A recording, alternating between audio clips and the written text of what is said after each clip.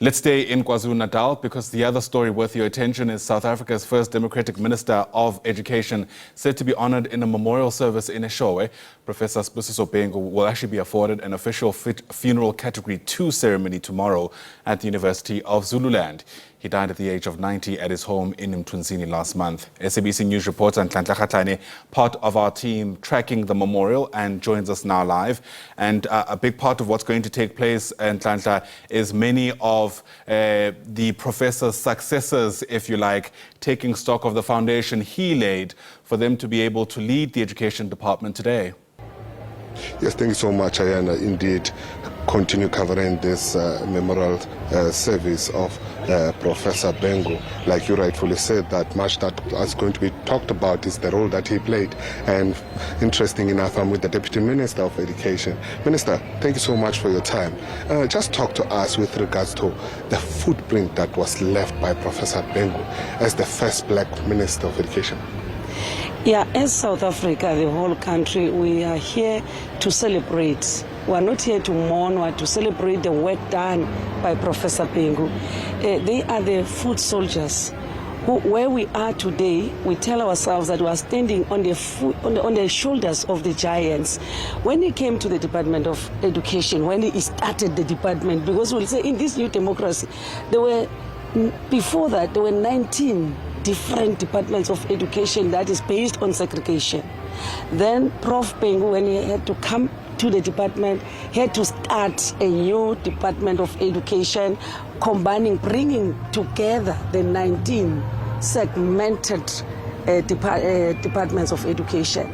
It wasn't an easy job because some were enjoying benefits of this segregation. So it was fight and war after war, and he fought until he managed to bring it to one department of education, and he was part of the pioneers that pioneered the outcome-based education. Remember, the education that was there before, it was just to make you read, write, understand, and talk Afrikaans and do this just for you to say "Exuk verkwas." But he said, no, we want an outcome-based education that will see the fruits. And today we are here because he laid a strong foundation. And the system now is growing. We want him, wherever he's going, to tell those who left before him to say, education in South Africa, from the foundation they laid, is prospering and is moving forward year in, year out. There's only upward mobility, there's no going down. And we want to thank even his family to give him to the nation, for him to serve the nation, because he did not only serve the department, but he has been in many areas of the society, serving South Africa diligently and with all commitment and dedication, and we really appreciate, and we are here to say thank you to this giant. I mean, last question from me. He's the first education minister, a teacher by profession, and you have spoken highly of him. I mean, for him to be chosen at that time, to lead in the education sector, speaks volume about his character. Yes, remember, initially would say, as the African National Congress at the time would look among the cadres of the ANC. He came all the way from Inkatha Freedom Party, which also came from the African National Congress, and a seed was sown in the Inkatha itself of those cadres in the Inkatha Freedom Party at that time.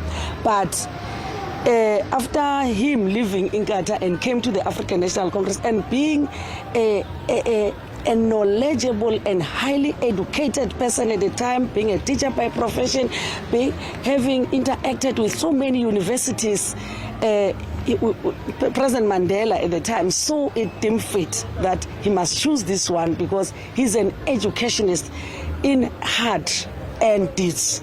So that's why he was chosen, and indeed he did a diligent job. We want to thank him for that. Thank you, Minister.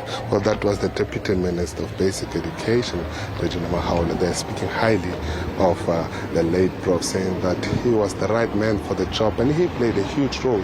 And they're not here to, just cry, but here to celebrate the role that he had played when he occupied that position. And with that being said, it's back to you in studio. Ntlantla Kgatlhane live to us once again from Eshowe. We'll continue touching base with him and the rest of our team throughout the course of the morning. For now, thanks very much indeed.